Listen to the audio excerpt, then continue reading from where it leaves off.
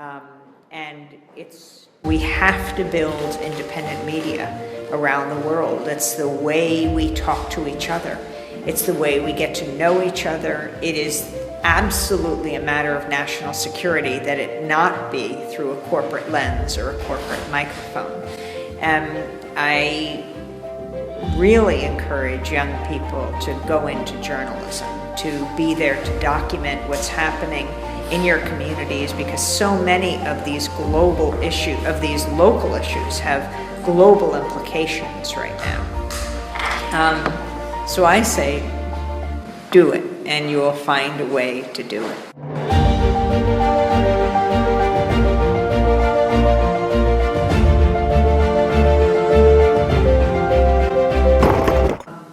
An independent press is essential to the functioning of a democratic society. And so as young journalists, your job is so important. And it's not even just a job, it's a mission.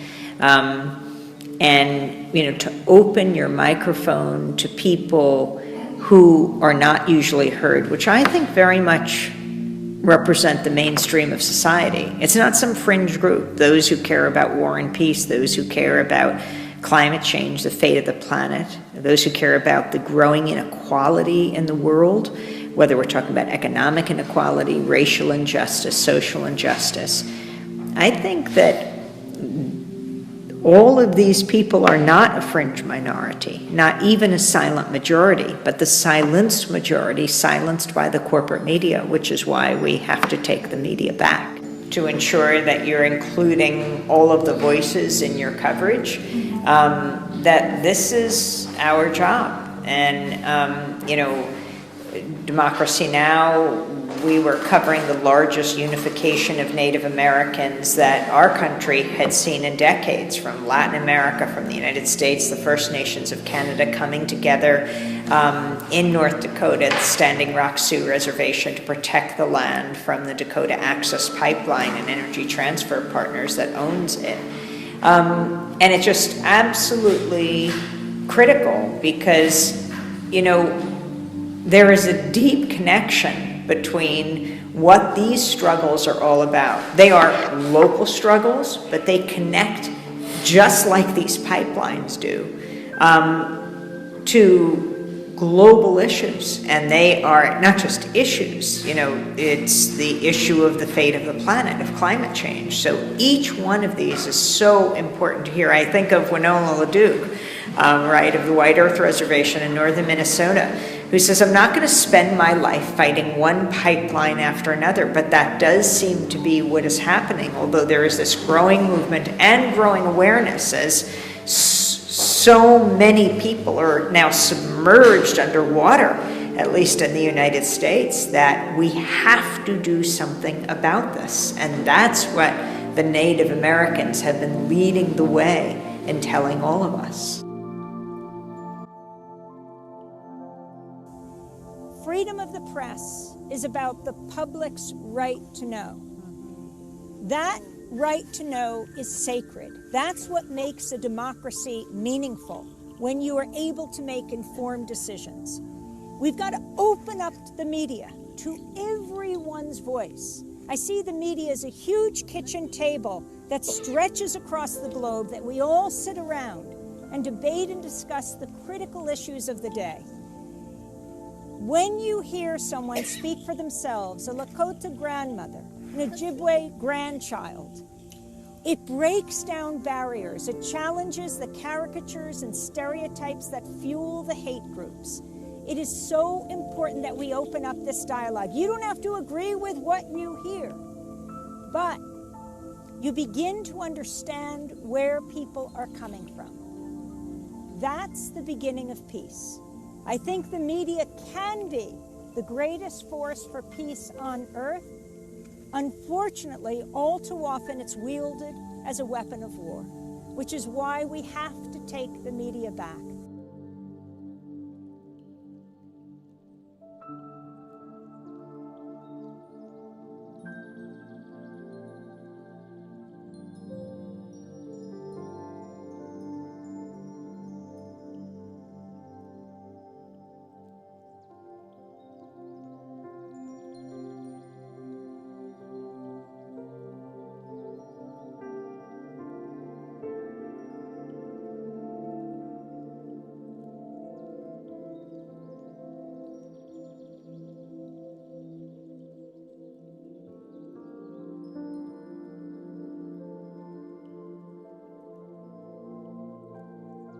When we cover war and peace, we need a media that's not brought to us by the weapons manufacturers. When we cover climate change, we're not brought to you by the oil, the gas, the coal, the nuclear companies. When we cover healthcare, we're not brought to you by the insurance industry or by the drug companies. We're brought to you by listeners, viewers, readers, people who deeply are committed to independent information, and that's what's critical.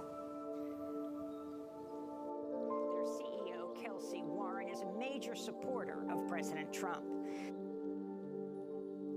People are just, we're threatening all of us with these dogs. And that woman over there, she was charging. What do you get in 8 or 9 seconds? You know, you can say Saddam Hussein is like Hitler. Everyone knows what you mean. You're ready for prime time, and they love it, the corporate media. But when you want to step outside the box and raise complicated issues like American presidents may be guilty of war crimes, you've got to explain yourself. What are the Nuremberg principles? What are war crimes? What are crimes against humanity? You need more than 8 seconds. They won't say it's a political edit. They'll say it's, you're not just ready for prime time. You can't speak succinctly enough. But if you want to express a new idea, you have to explain yourself or you're going to sound crazy. What are war crimes? What were the Nuremberg trials? Why do we care about these issues? Why do we have to hold people accountable? That needs more than 8 seconds to explain. We need a media that provides that space. It's the oxygen of a democracy. Well, we're going to turn now to our top story. In a massive win for the Standing Rock Sioux tribe and indigenous organizers across the country, a federal judge has ordered the Dakota Access Pipeline shut down and called for it to be emptied of all oil in the next 30 days pending review. No one owns this land. This land belongs to the earth. We are only caretakers. We protected our water and we did a good job at doing it. Thank you. Thank you. Egyptian youth activists have called for large rallies today to mark the second anniversary of the start of the revolution that ended Hosni Mubarak's 3-decade reign. I mean, you just came to know the people. It's the power of independent media. Hearing people's names, knowing who their families are, what they believe. It's not just that bird's eye view sort of from the moon down to Tahrir Square. It's important to see that because it was so massive, about 1 million people, then 2 million people. But also, who are these people? When you had the corporate media looking like they were under the covers in the hotel room with a lower third that said, reporting from an undisclosed location, versus Sharif Abdel-Quddus in Tahrir broadcasting to everyone. I call that trickle-up journalism. He became one of the top tweeters in the world. He was a part of the society that was rising up. His family is one of the most prominent in Egypt. His grandfather, Hassan Abdel-Quddus is the most famous writer of Egypt. His great-grandmother, Rosal Youssef, is one of the great Egyptian feminists.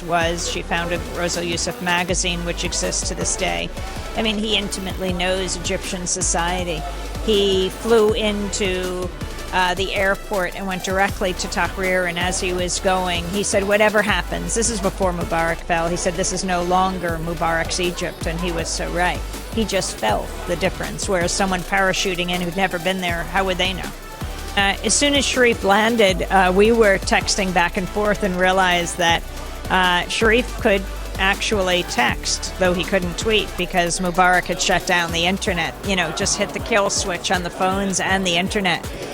So since Sharif could still text, he texted Jeremy Scahill, great investigative reporter in New York, and he used Sharif's Twitter account to tweet out Sharif's comments, and even to, at Democracy Now! We posted his blog reports, his observations, that went beyond 140 words, and that was Jeremy putting together his sentence by sentence by sentence, because he could only send it sentence by sentence by sentence through text.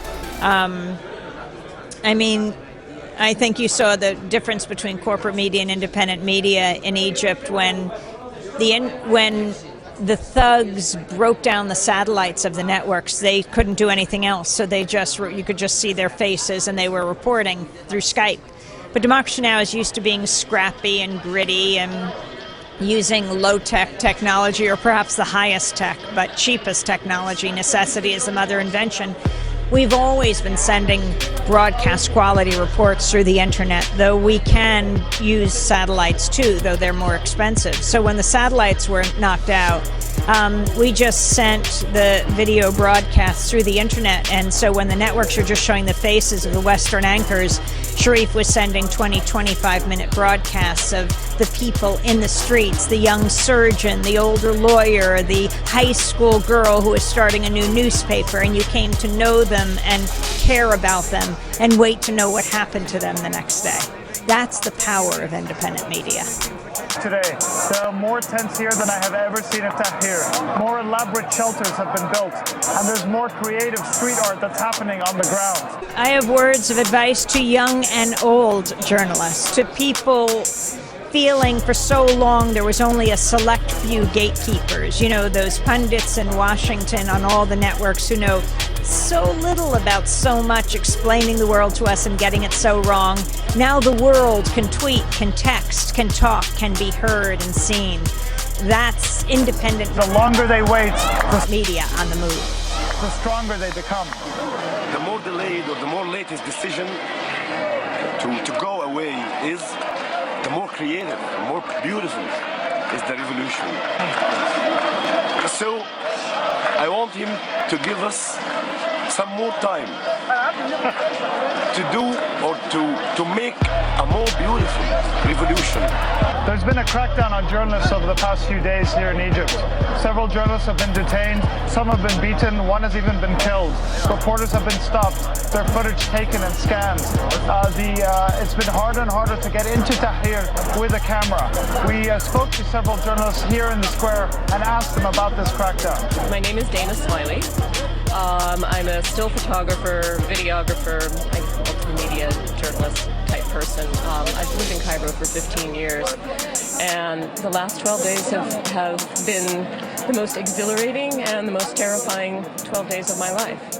I live about a 10-minute walk from here, but I can't get there right now from here. Why? It's the pro-Mubarak people kind of blocked the way. They're not nice to run into. So it's just been weird walking around. Like, you wake up in the morning, you're really just not sure what it's going to be like out on the square. Is it going to be safe? Is it going to be dangerous? Wednesday afternoon, I was in Talat Harb, or I was near where I live, 10 minutes away from the square, when all hell broke loose down here. Is that we stay until he goes, and I think this is showing more people are showing more resilience, and I've been away for less than 24 hours, and I came back to find this place looking more like a permanent camp. So it's clear the people of Tahrir are not going anywhere. They have made this place their home, their hope for a new Egypt that they are continuing to fight for. They continue to want to speak out, to have their voices heard, to have their faces seen to the world. They want the world to know that they're standing up for their rights and that they are going to continue to fight for them.